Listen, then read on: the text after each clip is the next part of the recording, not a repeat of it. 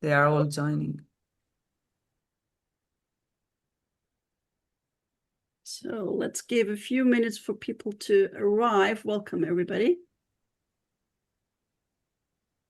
Our waiting room is cleaning up, which means there's more and more people in the call. And I would like to cordially welcome you and encourage you to please leave maybe your name and also where you are from. So where are you dialing in from in the chat? And while you're at it, you might have already seen there's a QR code on our first slide. This is meant to be used. So please feel free to already scan it in and check it out.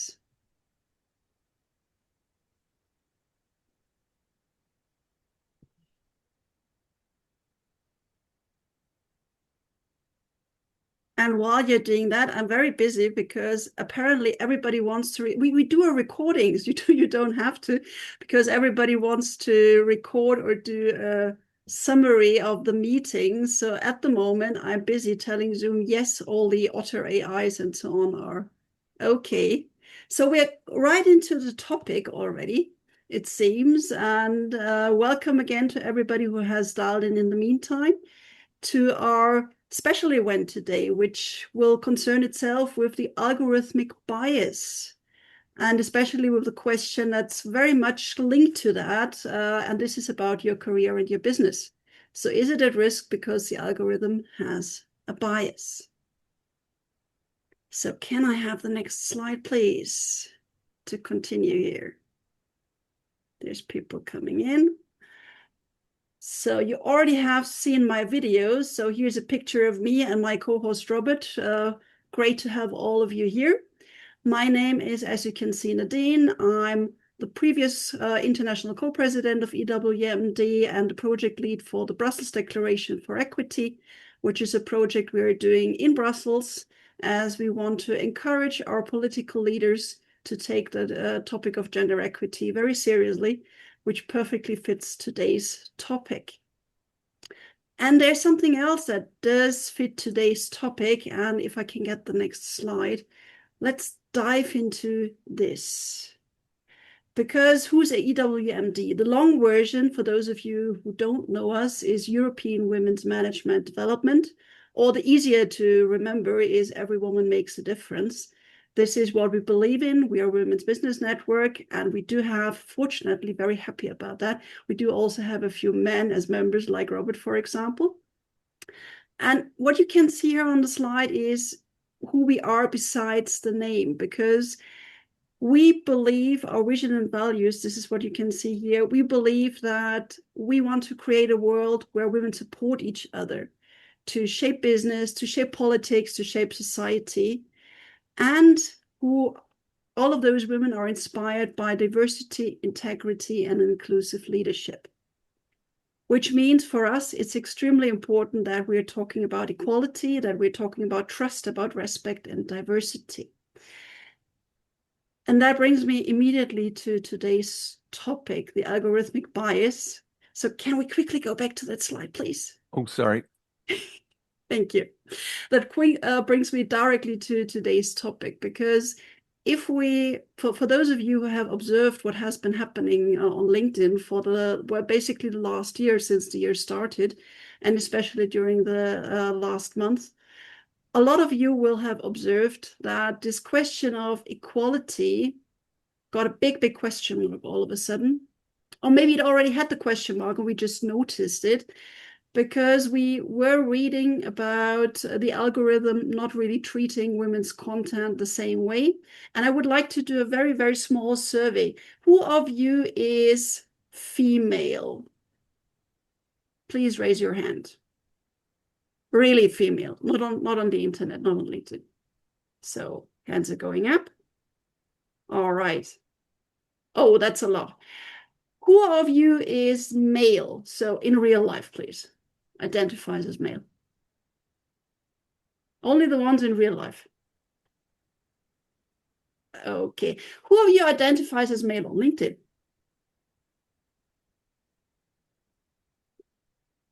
Okay, that seems to be quite a bit more. So I guess all of you have been following what has been happening. And this is what we want to discuss today. One small word about us, just to finalize that. So if I can have the next slide now, Robert, because this is where you will find us. We, as I said, we are a business network. Currently, we have 780 individual members, 17 corporate members, so companies who are working with us, who are distributed over 18 local chapters and 11 countries. So this is where you will find us. In case you want to, there's a QR code right at the end of today's presentation, so you can easily drop into our page. What is the idea of today? Please, can I get the next slide, Robert? What are the objectives? First of all, we want to raise the awareness, because I already said a lot of you have noticed that maybe not everybody has come across what has happened. So we will discuss that. We will discuss what the algorithm is doing, what the effects of the algorithm are, and especially what the issues are this is causing for women and others. Mainly for women, even more extremely for women of color. We will hear about that. We will talk about that. What we also want to make you aware of is a campaign that has been started to persuade LinkedIn to change. Because what would be the alternative? As a woman, as a businesswoman, should we go to another platform? Will it become necessary because LinkedIn refuses to deliver an equal platform, a platform with equal chances? We will have to see. What we also want to do is review the response of LinkedIn today, because this question, the question, LinkedIn, will you change, has been asked several times with, as far as I'm concerned, not really very satisfying responses. So let's see how this will turn out in the end. And also, what kind of actions can we take to change this? So this is the last part of our plan for today. With this, I would like to hand over to my wonderful co-host, Robert, who will tell us about the agenda, will introduce the panelists, and more important, will guide us through the agenda. Robert, over to you. Hey, thanks, Nadine, and hi, everyone. I'm so glad to have you with us for this really, I think, riveting, important and timely discussion. Just to set out, really, I'm going to say a few words of context, a bit of background to the discussion, but really what the core of this is the panel discussion, the experts we've assembled here for you to hear from and for us to discuss with. There'll be time for audience Q&A, so get thinking about what questions you want to ask if you haven't asked them or thought about them already.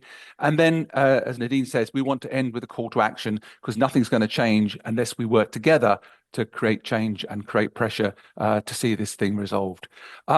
Now, I'm delighted, and we'll come back to them a bit later on, to have this fantastic panel with us. You'll recognize their faces. They're famous, I think, kind of in many quarters. Cindy Gallop, Jane Evans, amongst the people that really sort of started this whole thing off. We have Dorothy with us as well. We have Yana Williams, and we have Ruth Sierra and Martin Redstone. We're going to talk to all of them. They've got a wonderful mix of creative and technical talents, which will help us work and navigate through this. So we'll come on to what they've been doing and what they think about all of this in a moment. So just a few words of context with a few slides here to get us started. Before we do that, I'm just going to ask you to vote with your smartphone, if you've got it there. If you could take that QR code in, and it'll take you to the page on this presentation where you'll see in a moment an opportunity to vote on a question that I'm raising. So what I'm hoping is that more of you now will be able to get your phones out and take a picture of that QR code effectively. That will push you through to where the voting can take place. And we would be great if you can do it relatively quickly, because we've got a lot to cover and we want to move on. So we've got a few of you building up. I can see here from the indications, we've got about 25 or so so far. Let's give it an extra second or two so we get a more representative vote. By the way, all of these slides and the voting that we're going to do will be available to you later today or tomorrow, I think, when Bia's going to circulate it. So you'll get to see what you've all said and what you've all thought, as well as you'll have a recording of the discussion as well. Okay, so we're up to about kind of 50 people now, I think, which is enough to kind of at least get us started on this. So, and you can still vote, I think, if you use the Menti code at the top there, go to menti.com, and there's a code you can put in. So I just want you to vote, really. The question of the day: do you think your career or business is at risk from the LinkedIn algorithm? Because that's if you like the central question that we have been raising here, and it's going to be interesting to see kind of how you feel. And obviously, as we see this develop, the pattern is interesting here, because we have a few people who feel it's not going to affect them at all. We have a few people that feel that they're slightly affected or slightly at risk.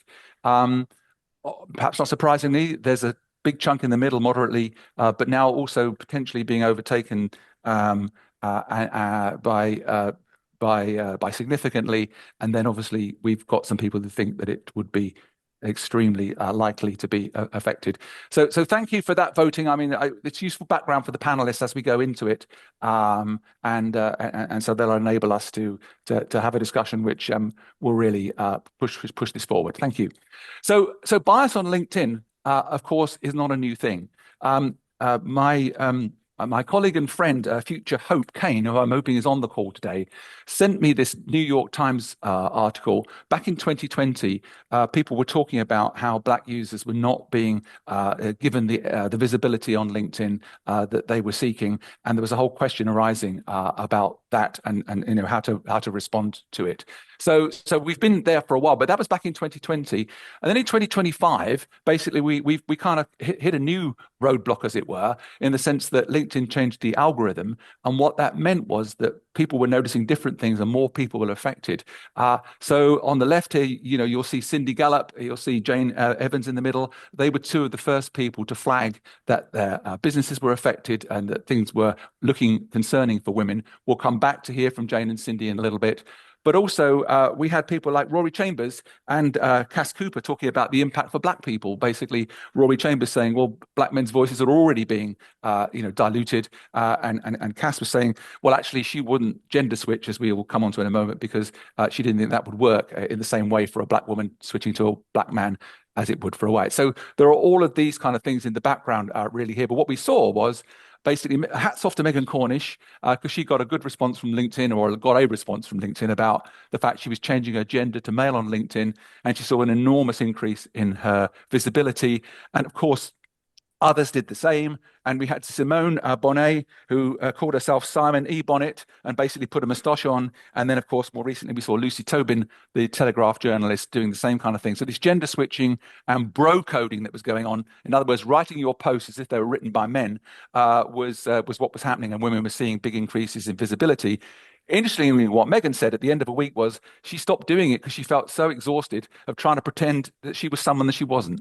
And I think, this is kind of like, this is not really a permanent solution to change gender on LinkedIn. I don't think we've got to find a much better way so that we can all be authentic and be who we are.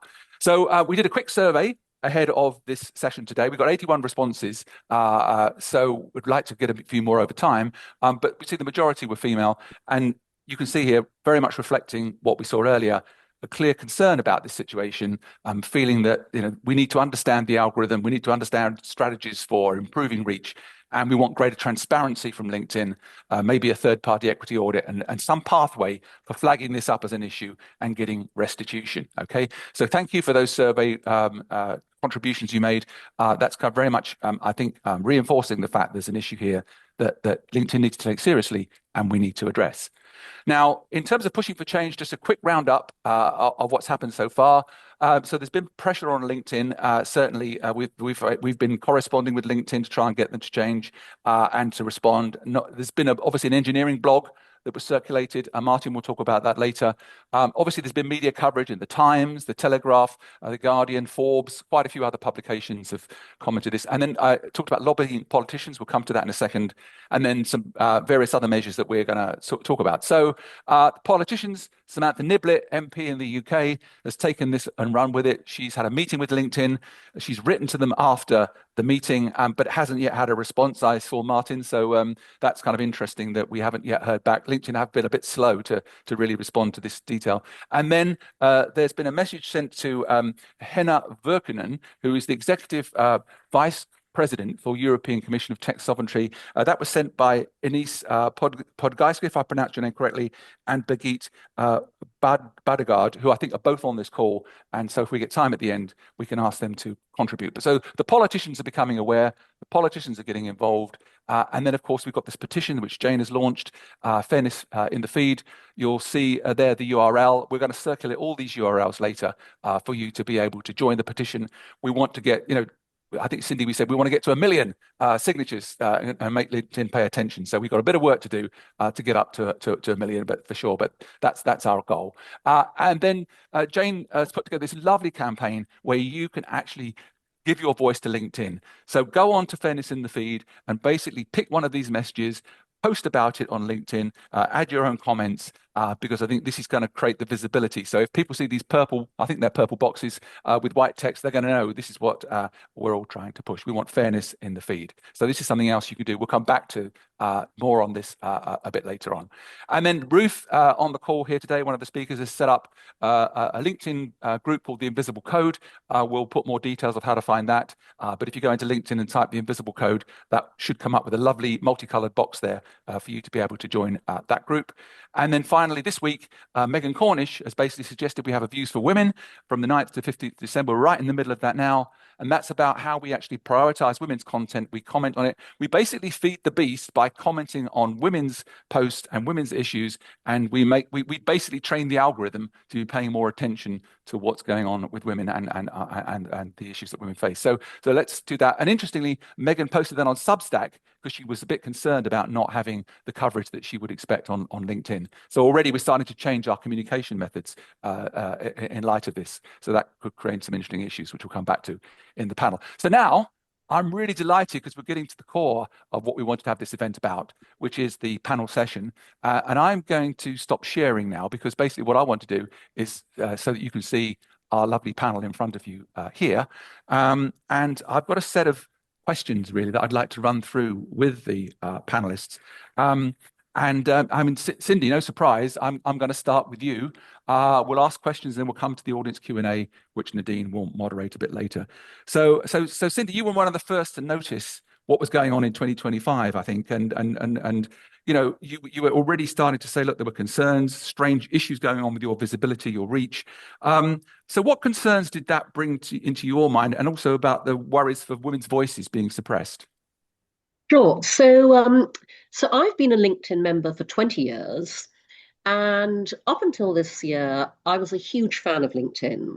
I recommend it to everybody, including, by the way, I'm an entrepreneur. I'm the founder and CEO of MakeLoveNotPorn, but I also support myself through paid speaking, consultancy and coaching. And in my personal coaching practice, I coach a lot of small business owners, women, men as well. But I've always historically recommended LinkedIn as the professional platform that makes shit happen for you. And Right. I've absolutely seen that myself in the past. And in fact, I was interviewed by, my background's advertising, I was interviewed by a trade publication a couple of years back about where I thought people would go when Elon Musk bought Twitter. And I went, LinkedIn is absolutely the platform for the future. So historically happy with my experience. And then in early this year, around February, I began noticing that my reach and my impressions had fallen off a cliff. And I noticed that generally. I mean, I am now up to over 142,000 followers. I've hit my LinkedIn connections limit of 30,000. By the way, who knew there was a limit? Until you hit it, right? I have over 2,000 connection requests on my wait list that I can't do anything about because LinkedIn makes it very hard to call. And my posts average a few hundred impressions each. So first of all, I noticed the drop-off in impressions. But I also noticed that the drop-off seemed to be especially significant with posts of mine that I post about very regularly. Because I'm a big champion for women in business, in technology, in my industry, and especially female founders who find it incredibly hard to raise funding. Yeah. Only 1.7% of all venture capital last year went to female founders. So I regularly post about funding opportunities, the need to fund female founders. And I noticed that my posts using the terms female founders, get female founders funded, seemed to be especially buried by the algorithm. So I began posting about this on LinkedIn, highlighting this. And my dear friend Jane Evans, who I'm very happy is part of this panel, also had noticed the same thing. And so we decided, back in the summer to conduct an experiment together with the wonderful Matt Lawton and Stephen McGuinness as male allies. And so this was when the four of us posted exactly the same post. And by the way, I want to highlight that for us, this wasn't just about gender. This is about visibility generally, and who gets to be visible and who gets to say what and be visible. And so this was a post that focused on me, had an image of me with a piece of tape over my mouth, and used the terms that we had perceived were banned on LinkedIn: female, women, feminist, goddess. Yeah. And the results were extraordinary because, Jane and I had at that time, 140,000 followers or so. I reached 0.6% of my followers. Jane had 19,000. She reached 8% of hers. Stephen and Matt, with way fewer followers, reached 51% and 143% respectively. And we realized that we were seeing, and I know Martin Redston is going to talk about this very shortly, proxy bias, which is when systems use seemingly neutral, equitable signals that actually consistently disadvantage certain voices, identities, and styles. And there are just two more things I want to mention, which is, to your point, Robert, when we highlighted this, more and more people came out of the woodwork to go, oh my God, this is my experience. This has been the case for a long time for Black people, especially Black women, people of color, again, especially women of color on LinkedIn. And I know that we're going to talk about that. And also, I do just want to mention that I had historically been happy with the reach of my posts on LinkedIn. When people began talking about this, I realized that people with far fewer followers than me, women and men alike, had actually over the years clocked up way more impressions and reach. And so that was also an interesting revelation for me. And I'm just going to drop one link into the chat, which is what happened when I tagged LinkedIn CMO Jessica Jensen on some posts back in August.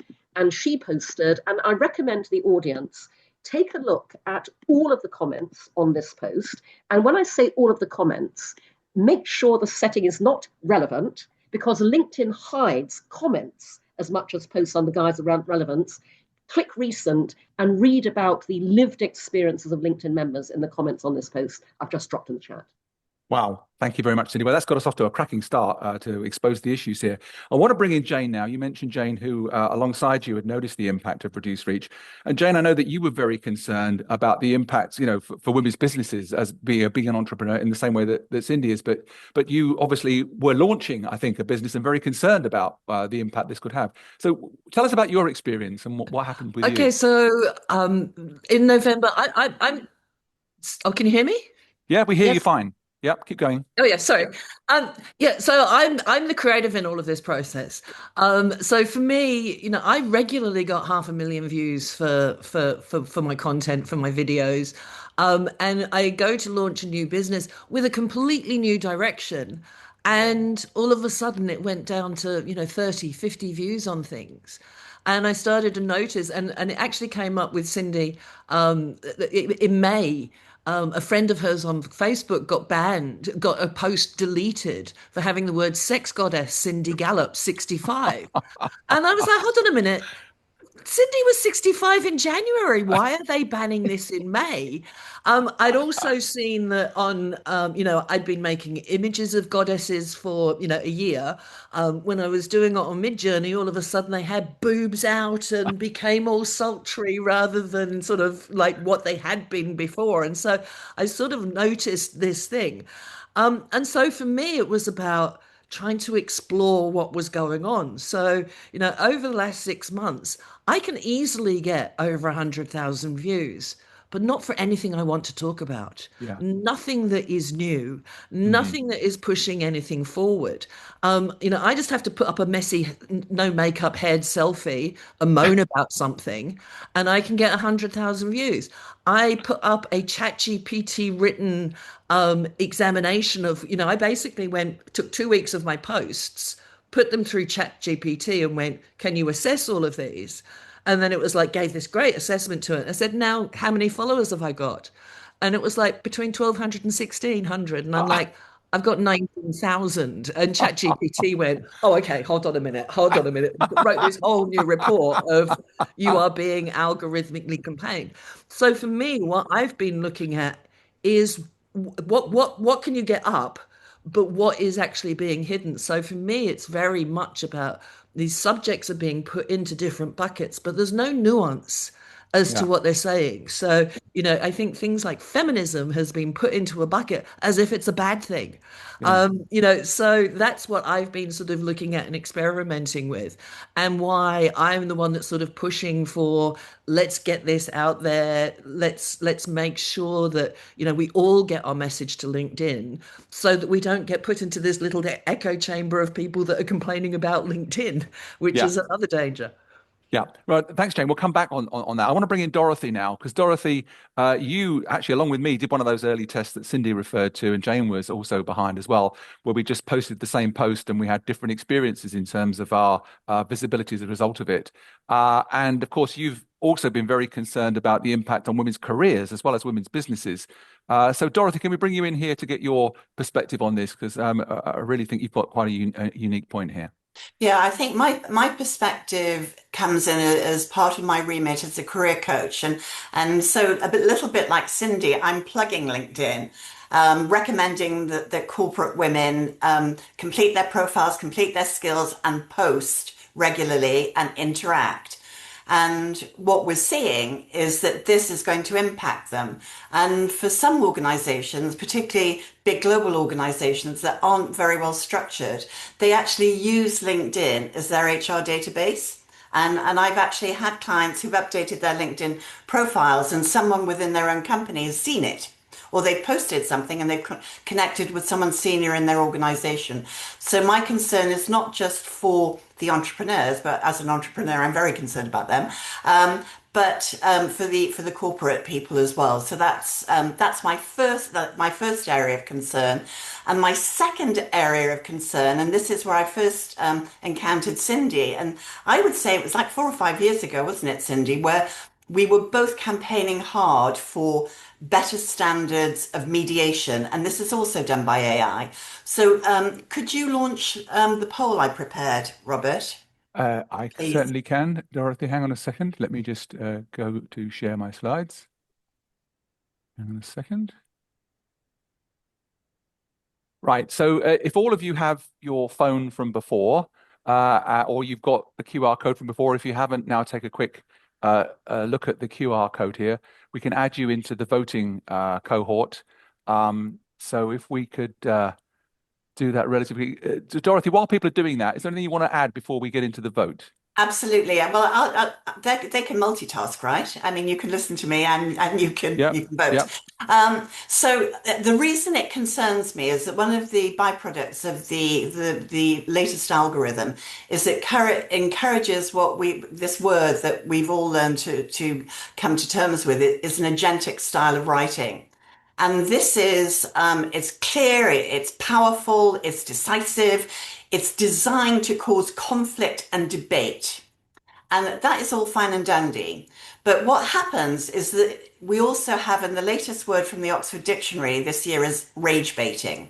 So what the algorithm also does is it might send my little post about, women and, getting promoted, and it will land in someone with a polar opposite view to me.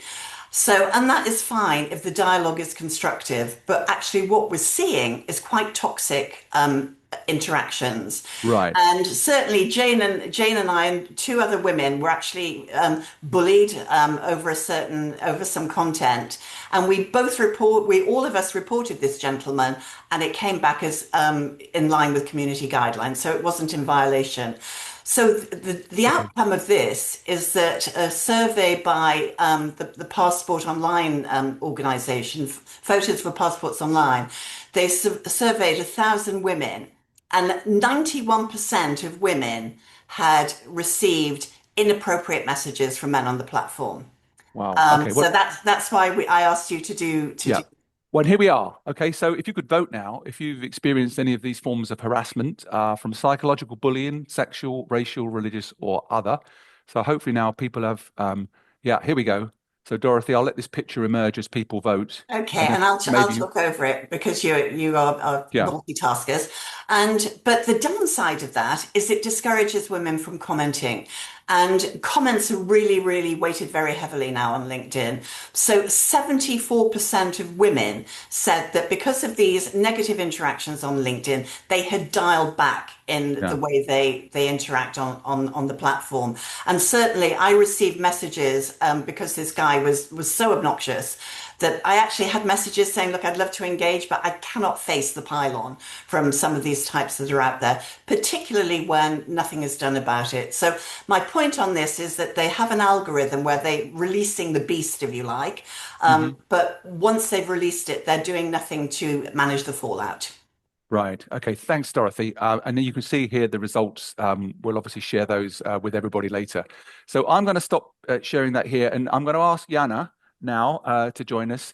And Yana, thank you very much for being part of this. I mean, you've mentioned actually when a lot of women were doing the kind of gender switching that you didn't want to participate in that way, and we'll talk a bit more about that in a minute.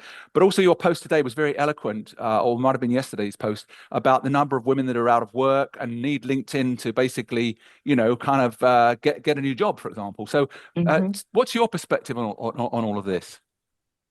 Yeah, so very similar to Cindy, I pushed LinkedIn, right? Like, and even as a business owner, I used LinkedIn to hire for my company. And so it was very important for me. And again, similar to Cindy, I started to see my reach decline drastically, especially when I talked about certain things. So if I talked about Black women, if I talked about Black culture, I saw this huge shift in who my content reached. And for a while, I'm like, maybe I'm not writing good content. And, Right. Yeah. I thought it was me. And I think there's Yeah. so many women, especially Black women, and we're like, maybe we need to write better content. Maybe we need to try a little bit harder. And so I continued to try to write better content. I was like, okay, maybe I run my content through ChatGPT. I'm a writer. So I'm like, this isn't typically difficult for me. And it wasn't hitting. Right. And then I posted about it and I'm like, hey, are people seeing my content? I don't know what happened. And so many of the comments were, I'm dealing with the same thing. This has been happening to me. I feel like my reach is being suppressed as well. And so in that, I'm like, okay, maybe something else is happening and I'm missing it. I wasn't very active on LinkedIn before 2025. As far as posting, I was active as an employer and I was looking for staff and things of that nature, but not posting. And then I started to realize in my connection requests, I get connection requests from random people in other countries and things of that nature, no issue. I was getting connection requests from Black women and I kept getting a flag. Are you sure? Like it was like LinkedIn cares about your safety. Are you sure you want to connect with these people? Do you know who they are? Some of them were my friends. And I'm thinking, my work is centered on economic mobility for Black women. Why are you constantly warning me about connecting with Black women, but no one else, right? Like no one Yeah. else at all. And so it's very interesting to me that that continued to happen. And then when I called it out, other people talked about that experience as well. And so these were my first interactions with this. And what I've talked about is over 400,000 Black women have lost their jobs just in 2025. And we're looking at this economic shift in the Black community specifically, where these women now have to figure out what's next. Many of Yeah. them are knowledge workers. Many of them have a ton of experience. They have degrees. They have the knowledge. And on top of all of the other barriers that they're dealing with, now they're dealing with barriers that are algorithmically created, Yeah. right? What do you do with that? How do you start to develop your career in an economy that is very visibility based now when you can't get visibility on the number one professional platform? Yeah. How do those women connect the dots into what their next chapter actually is going to look like? What do they use? Where do they turn so that they can build their careers and their professional lives now? Yeah. That's what I've been really focused on. Brilliant. Thank you. Well, we're going to come back to you, but I wanted to pick up now with Ruth and with Martin, who are kind of like, if you like, some of the technical gurus, if you like, behind what's going on with LinkedIn. And Ruth, if I can bring you in to ask about the algorithm you've been studying for some time. And I think in one of your posts, you said, look, there's no line of code that says if you're male, boost, if you're female, suppress. It doesn't work that way. But what are you seeing in the sort of system architecture, as it were, that basically is causing what we're hearing about here? Sure. Yeah. Thanks for bringing me in here at this point. I wrote a 4-part series on how the algorithm works and the biases between that. It basically runs through 8 set of filters. And like Cindy and Jane were alluding to earlier, the way we write is basically very male coded, which is very similar to agentic. I can't believe we are talking this topic in 2025. And I think that the filter, the way it works through a very, very complex set of systems that are layered, almost eight different sets of layers. And within those 8 sets, there are multiple frameworks that it filters through. And so given the point that we are starting to think, are we writing good content, like Yana was saying, are we writing good content? I will encourage you, please don't think that way. It's a very complex system that it runs through, and it is filtering every word, every complex nature of the societal parameters, I would say guardrails, and it will filter all that out, and then it will basically push fluff into the feed, and that fluff is basically what I would say no contextual, no depth to that content. Like you post a joke with your child, that goes viral. And I'm like, no, this is, as a business leader, as a technical person, as an entrepreneur, this, I don't want to see a child. I love seeing all children pictures, but that's not teaching me anything. Early on when LinkedIn started 20 years ago, the nature of LinkedIn was so very different. It was very educational. It was very technical. But now you write 5 sets on how to improve your sales, but not really giving out the content, will push your content through. How it makes all sense, I still cannot figure out LinkedIn. So I have my own set of other channels that I publish my posts on, right? So LinkedIn itself is a very, very complex entity, and I would highly encourage using that agentic tone. If you think LinkedIn is the way forward, run it through ChatGPT. And I think the way it is being systemized on LinkedIn is years of data that has been collected. And because the workforce up until now for the major segment was male language, that is what LinkedIn feeds into its system, and it's comparing against those 2 entities. And therefore, now we are to be learning a new language. I don't choose to. I will talk the way I am. I am not changing my tone, my integrity in my post. This is what I do. You like it or you not like it. If it is the platform, it's a great platform. But if it is not working for me as a technical worker, as an entrepreneur, then what is LinkedIn when it is fully socially disclosing this is a platform where business entrepreneurs meet? Sure, absolutely, Ruth. And it's a bit concerning, isn't it? Because, for example, if we've all got to start posting agentically, I think that's maybe another word is bro code or something like that. But basically, if we've got to start being who we're not, that's really concerning, isn't it? And and that's where we can talk about whether there might be other platforms that might be relevant. That's the danger that LinkedIn might face if they don't address this. Oh, so absolutely. Thank you for that. I want to go to Martin now, because Martin, you've been involved in actually the work that looked at the engineering blog that LinkedIn. So LinkedIn have only done a few responses, I believe, to this. I think Megan Cornish got some, as we mentioned earlier. We have had some because we talked to Samantha Niblett basically about her meeting with LinkedIn and about the response that she'd had from them. And the engineering blog was their way of saying, well, this is kind of how we're seeing it, and there's no intention to have any bias or whatever. But you dug into that engineering blog, and I think you brought out some very interesting points. So could you tell us a bit more about that from your perspective? Yeah, absolutely. And thanks for inviting me on and allowing me to get involved in this really important conversation. So actually, my part to this started a little bit before that when Dorothy, it's all her fault.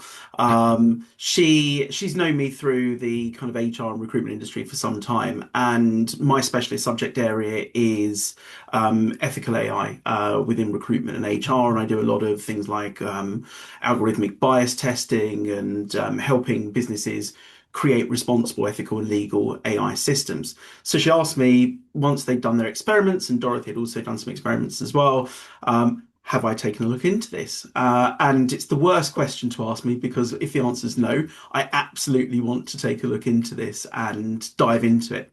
So I did that to start with, and released my findings on LinkedIn. And I've just put a link to that in the chat as well. And that's all around, what's actually happening there. And as Ruth said as well, there is absolutely signs of potential and plausible proxy bias within the new algorithm. And just to kind of dive into that a little bit more, to understand what's going on with this kind of suppression, we do need to understand how LinkedIn fired their old algorithm at the beginning of this year and brought in their new, what I call AI editor-in-chief, which they call the 360 brew algorithm. And the old system was quite, dare I say, simplistic. It matched keywords ultimately. So if you're interested in marketing, it would show you marketing, ultimately, to make it very basic. But the new system, as Ruth was mentioning, uses kind of a massive kind of AI filter that reads your posts, reads your profile as a complete story. And it subjectively decides if your story is newsworthy enough for the front page. So very much an AI editor-in-chief. And that proxy bias, that invisible code that I found in my initial research into it, it's the most dangerous part of this new engine. And the AI doesn't need that gender field to discriminate. It doesn't need that if gender equals woman, then suppress the post. It just uses neutral proxies to find patterns that effectively sideline females. Yeah. And we've got a few different proxies in there. We've got the tone proxy, the verbalization. Yeah. That's the language we're all talking about at the minute. So the AI converts your profile just into pure text. And we know and enough people have already mentioned this whole agentic language, and there's obviously the kind of more the female coded, what we call communal language as well. So we collaborated is more communal than I commanded, which is more agentic. And the AI is also trained very much on US corporate data, and that's because of GDPR and things like that. So it views very much communal languages as ultimately weak, and it effectively policies your tone of language as well. We've also got the what I call the motherhood proxy as well. So things like career gaps. I found a very specific instruction in the prompts that are used within the algorithm, which is publicly available as a academic paper. A specific instruction telling the AI to focus on years of experience. So this explicitly penalizes anyone with career gaps. Statistically, most likely to be women taking caregiving leave, and it turns that gap into a red flag automatically. And I want to talk a little bit also about intersectionality, because this is what I call the double penalty. This algorithm doesn't just hit women as a single group, it absolutely layers penalties on top of each other. We've got the location proxy. So the 360 brew prompt explicitly tells the AI to judge based on location. So in many countries, location is a proxy for race and social-economic status as well. So if you're a woman, you've got the tone penalty. If you took time off for kids, you've got the experience penalty. If you live outside of a major tech hub, you've got the location penalty. So the algorithm's burying you 3 times over. Now, finally, we've also got the suppression mechanism, which is hard-coded a 70-30 rule. And the AI is instructed to weight your historical activity at 70% and your current relevance at 30%. And this acts like a rearview mirror. So if you've been sidelined in the past due to bias or being new to the workforce, early careers, what have you, the AI sees that quiet history and decides you shouldn't be visible today. So it locks in historical inequality as well. So going back to the blog post, LinkedIn's blog claimed that they don't use gender and they just reflect user behavior. That was their defense. And their technical paper, their own paper, proves that by using that verbalization, using the history weighting, they've engineered a system that finds and amplifies gender and racial biases, whether they explicitly label them or not. So their own blog post was the smoking gun for their own problems with the algorithm. Right, and you were part of the group working with Samantha to get that letter back to LinkedIn to say, look, this is what we see happening. How do you respond? And we haven't heard back from them yet, basically. So this is taking a lot of time because that was weeks ago that letter went from Samantha. So it was, concerning about the slow progress of responses. Martin, thank you. I want to move on now because I want to try and do one more round with the panel before we go to audience Q&A. And as always, time is against us. So panelists, please be punchy with your responses. So Cindy, I'm going to start with you because you're probably the most punchy person I know. LinkedIn is basically facing this kind of, protest now. I mean, the MPs and the parliamentarians or politicians picking it up. What do you think is going to happen? Do you think that we can keep this issue alive? Do you think we can get LinkedIn to respond? Or do you think they're going to try and get off the hook without addressing the issue? I think, very unfortunately, they are undoubtedly going to try and get off the hook without addressing the issue because their stonewalling and silence to date is gobsmacking. And I'll be frank, I'm absolutely flabbergasted. They are not doing what they should be doing, which is looking at this incredibly rich discussion we're having right now, all of our posts over the past few months, and going, oh my God, here is a ready-built task force that we could bring into LinkedIn, bring into Microsoft to help us with all of this. Because everything we're talking about is such a massively wasted opportunity. I'm going to drop into the chat a brilliant article by my friend Cindy. LinkedIn is asleep at the wheel, and it's $1 billion opportunity for founders. LinkedIn have the opportunity to take all of this on board and work with us to make the algorithm do every single thing it should be doing in a way that will, I'm going to be very straightforward here, make them so much more money. Right. Okay. But of course, we were talking about this pre the call about the alternatives. I guess one of the questions is, I mean, I'm already seeing, for example, Megan Cornish posted on Substack rather than LinkedIn. I see people starting to look at alternatives. Is that what you're seeing? Is that a risk for LinkedIn? It absolutely is, although it needs to be a risk at much greater scale than it currently is for them to worry about it. Honestly, their attitude right now is what Lina Khan highlighted about big tech in the US a couple of years ago. They are too big to care. We are absolutely seeing, the impact of too big to care. Right. Okay. Thank you very much. That's super. That's very punchy, and I appreciate that. Jane, coming to you now. Your petition that you started, and of course now, the campaign that we can have to get voices and messages across to LinkedIn. We put a link to that in the chat, and there's going to be links in it afterwards. I just wanted to get a sense from what you're hoping for that petition. I was talking about 1 million signatures, but seriously, what do you want to get out of that? How can we all join in, support the messages, and get this raised profile? Go ahead. I'm with Cindy. I think that LinkedIn, we're very unlikely to get any responses that we want from LinkedIn because the moment they say there's a problem, then they're admitting there was bias there. So my belief my hope is that there's people under the bonnet constantly working on this to make change. But I think the thing is that it needs more than just tinkering under the bonnet. This is something this is a network needs users, so to be gaslighting their users in the way that they are and ignoring their users is like I don't understand why they're doing it. So you know, from my perspective is like, let's get a concerted campaign out there, but also I wanted to build something that people could, you know, find a funny message to put up, but then add their message to LinkedIn of how it's affecting their business. And I think that the more that we actually start saying this is actually how it's affecting me, that this will then, you know, sort of at least start the conversation and also make it not some sort of weird group that's, you know, sort of fighting, but almost like this is a message that we all want to send to LinkedIn. Thanks, Jane. And Dorothy, I want to come to you and maybe a slightly different question to the one I was thinking about, which is really about like, is this kind of like allowable under EU law? I mean, I know you're not a lawyer, etc., but I mean, you know, we've been discussing, haven't we, about where this stands? You know, the fact if people are feeling that they're not getting a crack at the whip because of this, is this something that you can see being taken up at EU level to really kind of address the what's going on here?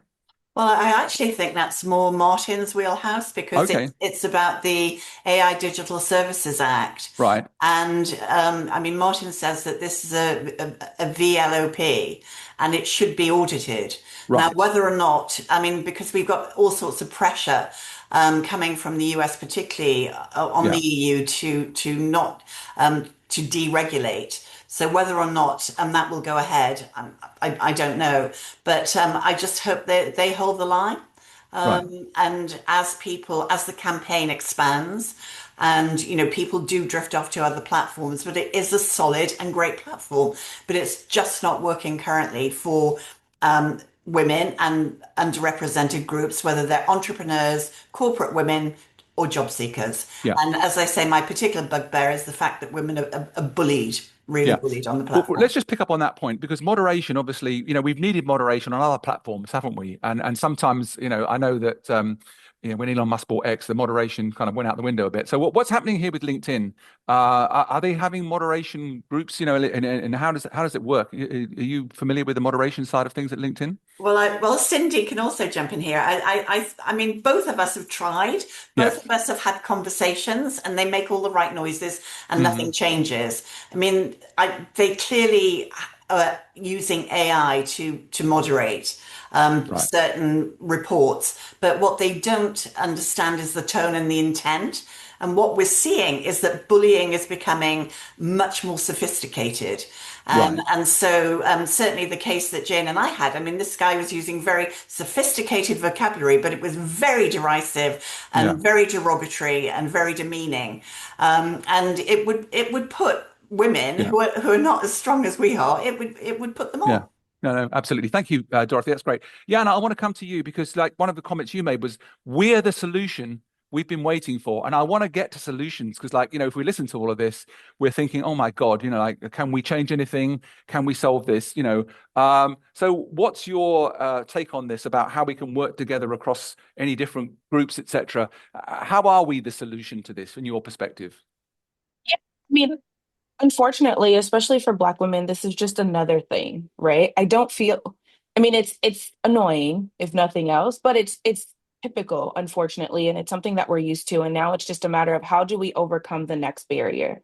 Yeah. So I think that when it comes to solutions, what I have really been preaching to Black women specifically, those who are dealing with layoffs and whatnot, is how can you ensure that you're not dependent on one source of Yeah. income and or one company, Yeah. right? And that's the same with these platforms. While Mm-hmm. LinkedIn is ideal, how do you ensure that you're not subjected to the terms and conditions of one platform? And so thinking Mm-hmm. about how do you own your email list? How do you get your Mm-hmm. voice out there? Is it a podcast? Is it YouTube? What are some of these other options? But also don't negate LinkedIn. And I mean, Mm-hmm. I've talked about this. I don't think that we should start our own platform. LinkedIn Right. has over 1 billion users. Yeah. They are backed by a ton of money that we just don't have. And so we would be starting over and we would be put in a worse position than the one that we're in right now. And so for me, it is how can we help these women to understand and navigate what the future of work looks like now? Okay, Right. so starting a job, working that job 20, 30, 50 years, retiring from that job, that's just not the reality of Yeah. what work looks like anymore. And so, Yeah. how can we support these women? And I think this is a collective effort on everybody's part. How do we support these women with their next career path, Yeah. which is gig work, contracted work. I think a lot of that comes together with everybody working together, helping Yeah. these women to elevate. And I think also just making sure that people understand and value that our experiences and expertise look very different from other people's. Yeah. And so I think that's where a lot of the suppression is difficult, is we just don't talk the same. We don't Yeah. experience the world Yeah. the same.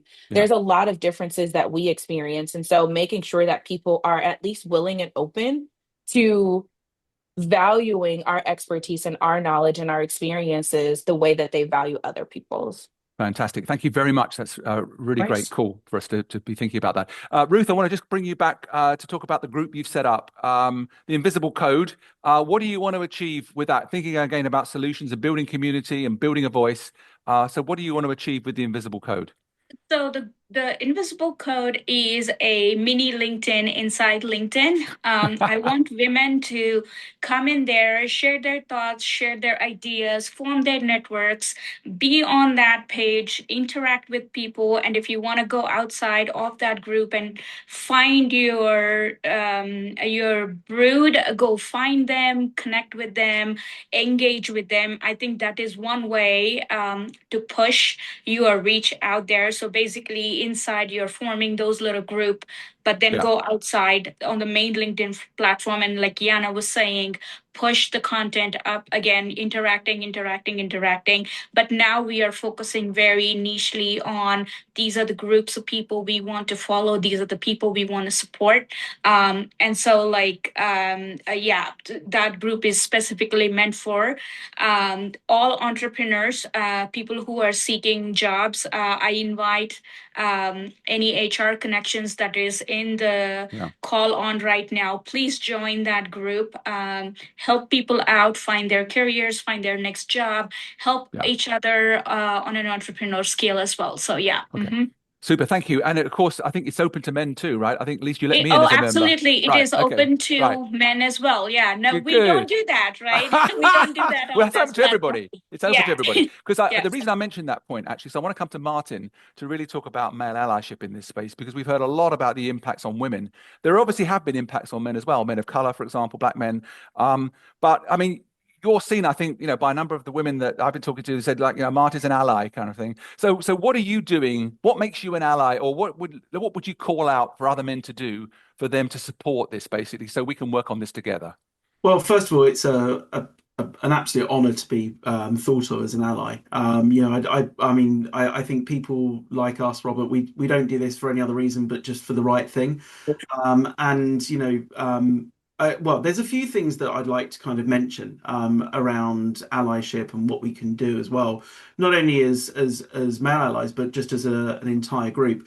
The first one is, I think we need to respect lived experience, and I think that's the bit that I genuinely can't get my head around. I came into this purely because my interest area, like I said earlier, is around ethical AI, algorithmic bias, etc. Even just releasing research has opened the doors to vitriolic response from men to me, which I just find absolutely and utterly just horrifically just distasteful. I think that and I've been called everything under the sun since, which has just been interesting. But you're experiencing what women experience basically on this. Like Dorothy was talking about it earlier, right? Really eye-opening, and really for me, it's been it's been a great educational experience to understand what you all go through as well. So first of all, being a male ally, don't be scared to stand up for other people. Respect lived experience. For me, that is the biggest thing, and that was my pushback on LinkedIn as well. I don't care what you say from an engineering blog perspective. It might be what you're seeing from a code perspective, but that's not what's happening. And that is not what's going on in the lived experience. And that's why I need to push back. So respect lived experience. Ensure everybody is treated fairly and equally. For me, that's just a simple thing of being a good human as far as I'm concerned. So for men, just help women amplify their lived experience and help to make the world a very equal and inclusive place. But the other thing I want to mention is something that I've also noticed, and I've spoken about before, is that if we're going to affect change. And if we're going to make a difference with all of this work that we're all putting in, we need to come together. One of the things that I have absolutely noticed has been, and we've seen it on the chat as well, has been lots of different people taking it upon themselves for the right reasons, for absolutely the right reasons, to try and affect change by themselves, whether that be reporting to, sending a report into the European Commission under the DSA, whether that be to send something to MD or to contact the press or anything like that, which is absolutely fantastic. But we need to have some kind of joined up approach. Yes. Because together we are actually stronger. And that's why I absolutely support the work that Cindy and Jane and everybody else have been doing from the beginning, because I think we all need to come together centrally and do it together because we're stronger. Fantastic. Great. That's a perfect way to end, Martin, because like right now I want to go to audience Q&A. So I'm going to pass over to Nadine, who's been looking at what's coming through on the chat. And Nadine, I'd like you to take us through, and then I'm going to come back after about another 15 minutes or so just to round things out. So Nadine, over to you. Thanks a lot, Robert. And first of all, thanks to everybody. I have been extremely busy reading. So I hope I got at least, I don't know, 100 of all the comments that you have been making. Thanks a lot to you. This is just a fantastic group. My first question goes to Cindy, and this is if we're talking about customer delight from a customer delight perspective, this should be a no-brainer for LinkedIn. Do you agree about that? Yes, absolutely. I personally, I want something very simple and very straightforward from LinkedIn. I want every one of my 142,000 followers to see what I post. That's it. Because if that happened, that would transform my business and give me so much business opportunity that I am not getting currently. And that should be ground zero for any networking platform. When somebody clicks that follow button, and in my comments, someone said, what is the point of clicking the follow button on LinkedIn if you do not get to see posts from the people you follow? So it's not even customer delight, it's customer expectation. At the most basic level, people who follow other people on LinkedIn want to see what they post. And honestly, in my view, that should be LinkedIn's starting point for an algorithm overhaul first and foremost, because if they just made that happen, we would all be getting the business opportunities that we want on LinkedIn. Yeah, and talking about customer delight, this would definitely be a basic factor, as you said. And by the way, there were a lot of people agreeing with you. So I got several questions on that account who said, well, what is the issue? Why am I not getting as many impressions? Why am I not getting as many reads as I have followers? So same as you just described it. What is it for LinkedIn? And actually, Nadine, I want to add one other point, because please. I think the missed opportunity for LinkedIn is not only in a business context. So my philosophy on social media generally and on LinkedIn is just I am myself. And I want to share one example of what I mean, which is that I post, as my followers, those who saw my posts know, over the past couple of years, I posted about my journey with my Malaysian Chinese mother, her failing health, moving her into a care home in London, going to visit her, and the very good death that she had back in June of this year. And I bring this up because over the last couple of years on LinkedIn, my mother acquired her own LinkedIn following. She had a ton of fans who follow this progress, but people reached out to me and said, I am dealing with this with my aging parents. I'm dealing with this in a caregiving capacity. It's so great to see you sharing your journey. In my mother's wonderful care home in London, which I raved about on LinkedIn, I ran separately at 2 different times into 2 different women who saw me in the corridor, went, oh my God, you're Cindy. I follow you on LinkedIn. I moved my parent into this care home because I saw you talk about it on LinkedIn. And that was obviously providing a service. But I bring that up because that is the human side of LinkedIn. And in an era where every other social platform is a complete shit show, LinkedIn has the opportunity to take share from Facebook, Instagram, Twitter, and actually be the platform, one ring to rule them all, one platform to rule them all. That's also the opportunity it's missing, the human side of all of its users. It could corner the market on all the benefits of all the networking for all of us. Yeah, absolutely. So from an entrepreneurial point of view, from a business point of view, LinkedIn side, it doesn't really make that much sense what they're doing. Yeah, and as you said, let's give a toast to that. Let's just make LinkedIn understand what they're missing. Thanks a lot to you. Jane, I've got a question for you here. And this is about the data. Is there any data showing an increase when you pay for posts to be boosted? Did you make this experience? Does that help in any way? Or can you do it if you're a woman and it doesn't help at all? I did one experiment on this. So, like, I think the week that the boosted posts came out, I was like, right, I'm going to put £40 in, but I'm going to post everything that I know LinkedIn hates. So all the things that I wanted to do, I put in that post. So for my £40, I got 1,000 extra views because I think what happened was that the AI got into this sort of Gaussian knot that was like, well, it's given us money, but it's talking about goddesses and female theology and things that it's like, no. But Robert had the opposite effect when he paid to do one of his posts. It became enormous. I think for me, one of the things, just to add to what Cindy was saying, is also in this world at the moment, with so much change and so much going on, how can we separate politics, religion, ageism, all of these things from business? Because they are all absolutely part of business. So when you've actually got filters coming up going, oh, no, you can't talk religion, or oh, no, you can't talk politics, all of a sudden we're being censored, and it's got no sense of nuance. So, if it feels as though, you're putting something political, it may be really helpful. It might be something useful, or it might be a context that hasn't been seen before. But this censorship is actually, no, you can't talk that, that's not business, or you can't talk that, that's not business. Well, for us, our creative businesses that are about something new, it only goes on something that's been.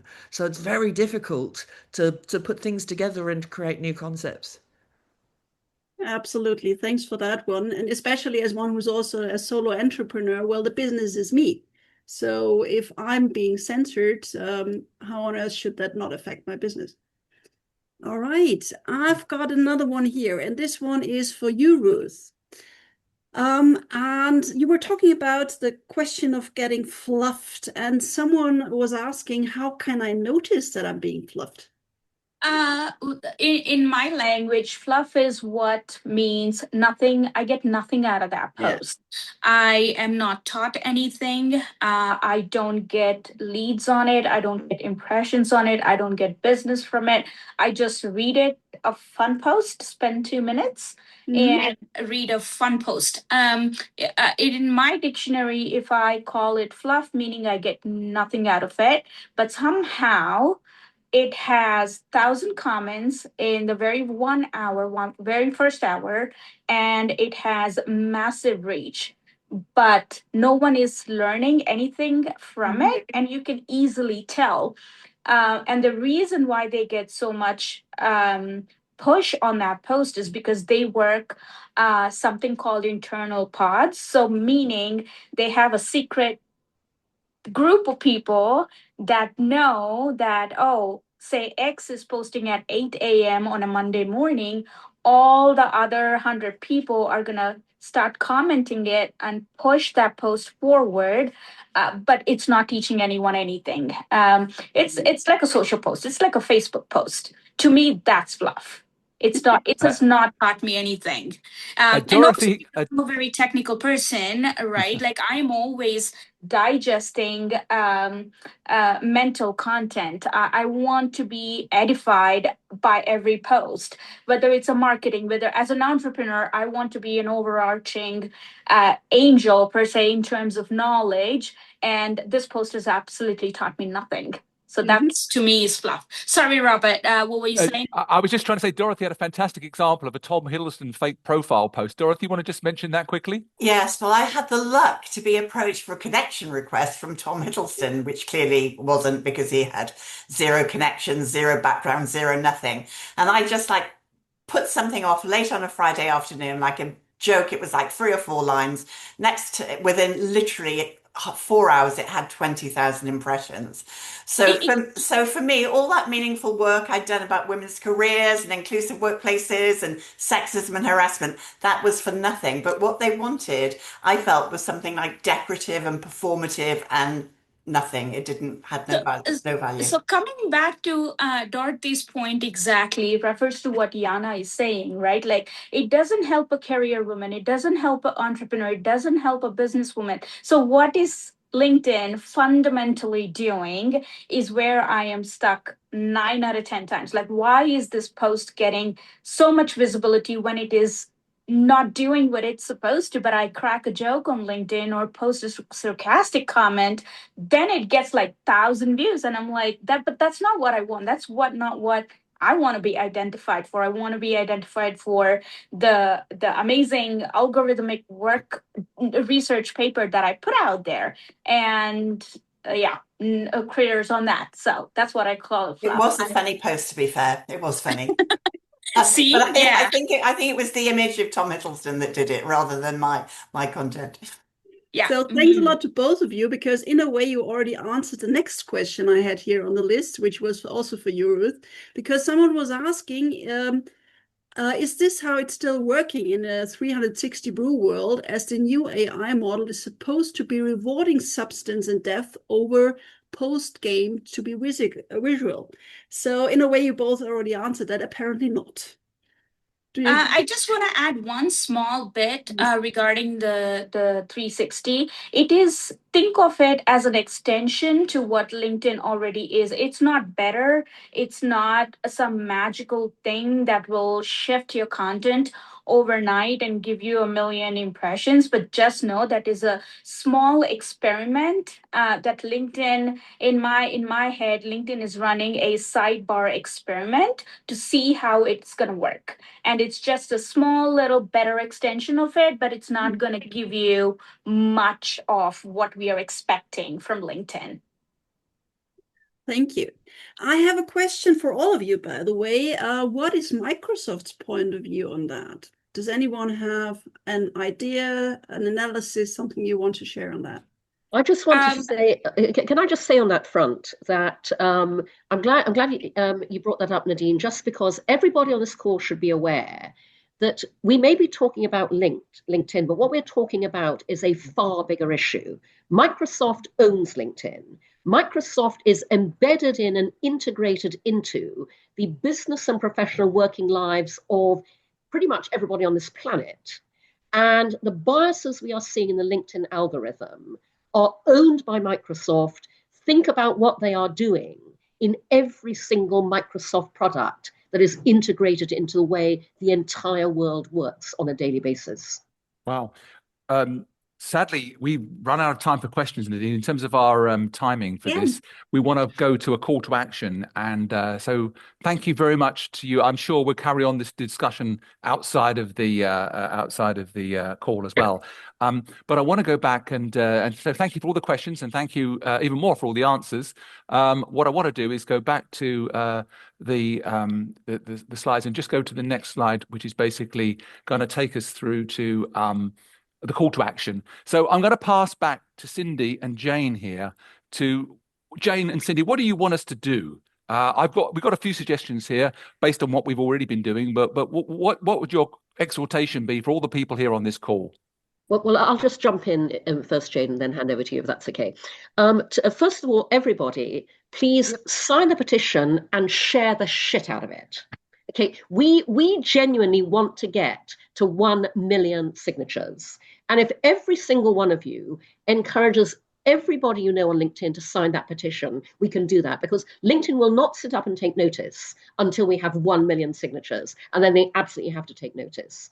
And also, please do post about this event, post about all of this keep calling LinkedIn out when you are not seeing the business results that you need in terms of your own experience on LinkedIn, because the more all of us are public about this, the more everybody else on LinkedIn gets. There are still vast swathes of LinkedIn who have no idea this entire movement is happening. There are a ton of men who are blissfully happy because LinkedIn's working brilliantly for them. There are actually, and you will see, I've just reposted a post from the Financial Times journalist who could not make it onto this call, saying that she had not noticed any drop off at all. In her, maybe it's because she works, she says, for a large corporate company, but actually, we're all concerned about this. There are many, many people who still aren't. So please, absolutely spread the word in every possible way that you can. Jane, what would you like to see happen? I'd also say that, sort of the recent gender experiments don't work anymore. They've already changed that. I changed to a man last weekend and got 100,000 views. This weekend I pulled him out when I wasn't getting views and he didn't work at all. I pulled him after half an hour. So I think the thing is that we need to expand this group as much as we possibly can. We need to support each other, but also report our findings.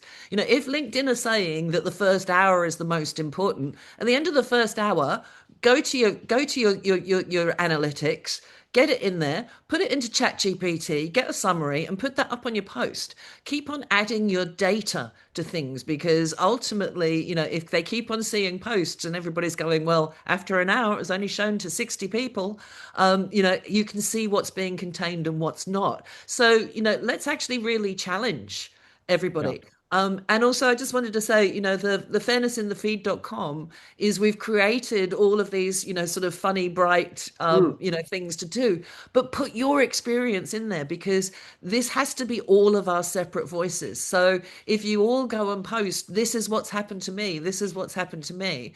And, LinkedIn should be able to start to see the patterns. Yeah. Just on that, if I may add, this idea of how we do things individually, but also stronger collectively. One of the things we discussed on an earlier call was about an idea of a central repository, which is a bit of a challenge when you've got so many different people working on different things. How do you think we can solve that question? Cindy, back to you for a second. How can we create something where people can say, well, where do I go to find out what's happening about this? Because at the moment, it seems to be a bit all over the place. I think spread fairnessinthefeed.com because that is a central resource. Right. And I think also, I'm hoping that this is not our first and last event. I actually think that, this session has been amazing. I think this in itself is a very good mobilizing force. Circulate the recording because we will absolutely be following up on this. Yeah. And it'd be amazing to have, the next tour have, thousands of people on it accordingly. Yeah. I think that we just have to keep moving forwards, keep mobilizing and aggregating everybody who cares about this around everything we do accordingly. And I think Matt Lawton in Australia has offered to do something in Australia, for example, in that region and time zone. It'd be great if we could do something for the Americas maybe as well, so we could think about how we could do that. So that's great. So thank you very much. And I think to echo Martin's thoughts about getting more men involved in this as well, I think there's a lot more that we can do. So I'll be certainly posting about this tomorrow, and wanted to encourage other men in my network to do the same. So last time then, for everybody on the call, yeah, go ahead. Yes, please do. Go ahead. Sorry, Jane. Sorry, I'm muted. Come off mute, Jane. Unmute. You're on mute. Can you unmute her, Robert? I can't unmute her, but maybe. Okay, sorry. Somebody just on the feed was like, "What do we call ourselves a group?" I think we are the Fairness in the Feed group. Yeah. Right. I think sort of that's what we should be calling ourselves. And sort of if we get more support, we can actually build the fairnessinthefeed.com into that hub. It's just a case of, sort of we've all been doing this off our own bat with our own resources. Sort of as we get more organized and we, maybe get some sponsorship and things like that, that's when we can really start. We've got the technology, we can do it. So Great. You know, Okay. we can keep that hub. And by the way, everyone, we chose the term fairness in the feed because it is inarguable. People can argue about bias. Okay, nobody can argue with fairness. Everybody wants fairness, and so that's why fairness in the feed is the rallying cry for all of this. Brilliant. Thanks, Cindy. And just to really close out, I just wanted to see if the people on the call could put in the comments really anything that they're going to do to keep what we're doing alive. I mean, probably they're going to listen to all the things that you've said, but if there's anything specific you want to add that you're going to do, then there's some free text here for you to be able to do it. So feel free to sort of add that in. I think also the other thing we wanted to do was to get the sense of your oh, here we go. Sorry, let's go back now. Somebody's just put something in there. Hang on a second. If I go back. Robert, Okay. may I Yes. jump in with one call to action? Yes, Additional? please. Yeah, go ahead. Report any bullying and harassment. Right. And because a lot of women have the most horrendous situations and they don't report it. I mean, Great. awful. If you get fobbed off with doesn't violate community guidelines, appeal. Yeah. Right. Okay. Super. That's great. Thank you very much. And we've got a bit of voting going on. I think people have found it in general pretty helpful, which is great. What I'm trying to do now is just move us forward to any specific feedback. So if you want to add anything in here, things we didn't address or things you want to see done next time, please feel free to add that in. But sort of what I wanted to kind of get to really was a final word from the panelists. And of course, have a think about joining EWMD as well. We'll circulate that afterwards. But I wanted to stop here because let's go back to the panelists and ask you, what can give you a sense of optimism that we can actually achieve what we want to achieve? So I'm going to come to each of you to in a bit of a popcorn style in the last sort of few minutes we have here. But I want to end on an upbeat note. And I think there has been quite a bit of optimism here that we can work together to change things. But I'm going to start with Martin, actually. Martin, what gives you optimism that we can actually overcome proxy bias and really get fairness in the feed? Well, two things. Firstly, the power of a mass of people, driving behind a desire for change. So like I said earlier in my call to action, everybody needs to work together. There is power in masses. But secondly, and something I never thought I'd hear myself saying, we have to rely on regulators and legislation, because ultimately, there are regulations out there that enable change and for very large online platforms, VLOPs like LinkedIn, to open up their algorithm for auditing and for change.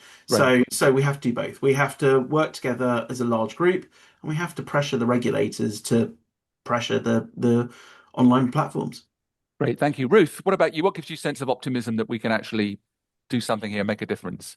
The power of people. I think I will 100% agree with Martin. There is power with people. There is you can't fight with an algorithm. There is the power of people is massive. Form your pods, comment, form those groups, comment on each other's post, push. The algorithm cannot play any bias game when there is people actually interacting with the post itself. So Right. keep doing that. And one more thing is know the game you're playing. I know LinkedIn does not put all the rules out. It's not fair. You don't know the rules. Know the rules, be educated. Don't put all your eggs in one basket. Spread Perfect. them out. Yeah. Yeah, perfect. Okay, thank you. Yana, what would your reason for optimism be? Yeah, I think now that it has been exposed, I think really seeing more and more Black women say, okay, my posts are good enough, right? I don't have to try harder. I don't have to do more. I don't have to change who I am. And also, to Ruth's point, understanding the rules. And so being more intentional about commenting on each other's stuff, sharing each other's stuff, communicating with other people in our community and outside of our community. I think that's my biggest optimism, is just keep pushing through, keep staying on the platform, keep trying, the things that are best for you and your business right now, and then seeing where those things go and taking them from there. Okay, so I'm coming to Dorothy, then I'm going to Nadine, and then I'm going to finish with Jane and Cindy. Okay, so that's the order. So get ready, Nadine, because I'm coming to you after Dorothy. Dorothy, what's your optimism point for the Well, I think it's been seeing a grassroots group just grow with I mean, clearly we've been working relatively hard, but what surprises me that how just randomly something will come into my feed and it is spreading. So I'm very encouraged by that. I think it's about getting the word out there. Brilliant. Okay. And Nadine, I'm coming to you now. I'm going to ask also anybody on the chat who wants to put in why they're optimistic we're going to solve this, they can add that too. But Nadine, what would you say about what gives you optimism? What really gives me optimism is, first of all, this call. Yeah. So how many people came to the call and how many people commented here, because this is really a movement that has started. Also with all the postings all of our wonderful panelists did before. This is a movement that has started, and let's fight that it becomes too big to ignore. Great. Well, the company is too big to fail. Maybe we are too big to ignore. Perfect. And from EWMD side, we will do our best to continue this discussion in this or other places, and especially also in Brussels. So working on Thank you very much. Okay, great. That's super. Now, Jane, what about you? What's your sense of optimism here? So first of all, I do believe that the algorithm learns from us, so the more that we can teach it, the better. But I also wanted to give an example from the very beginning. When Cindy was putting up posts saying that she was getting 53 views from it, I would then post it and get 30,000. Wow. So, repost people's things and put your comments on the top of it, because they may be being repressed, but you not be being repressed for showing them. So, I think the more that we can spread the word and repost each other's comments. I was also saying to Yana, for Black women, if we don't know you, recommend who we should be following. Regularly put up posts going, these are Black women you should be following. We've got to break out of these buckets that we're put in there. Any men that are great allies, go, these are the great allies. These men are fantastic. I think if we start, increasing everybody's followings and increasing everybody's networks is how we'll do it. Brilliant. Thanks, Jane. And Cindy, last word to you. Thank you. My work is all about using technology to make good things happen in the real world.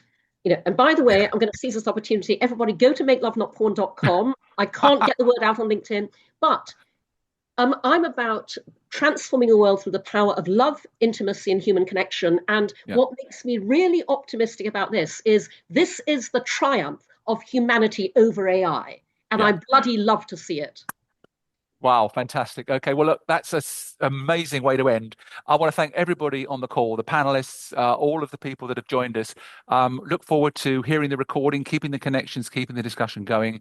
You'll be really delighted to know I've also given you back 2 minutes before the next thing you need to do, which was also part of the intention. But if anyone's got anything they want to share on the chat or anything else, feel free. We'll actually log off the call on the hour. But thank you very, very much. And we look forward to more. More is coming for sure. Thank you.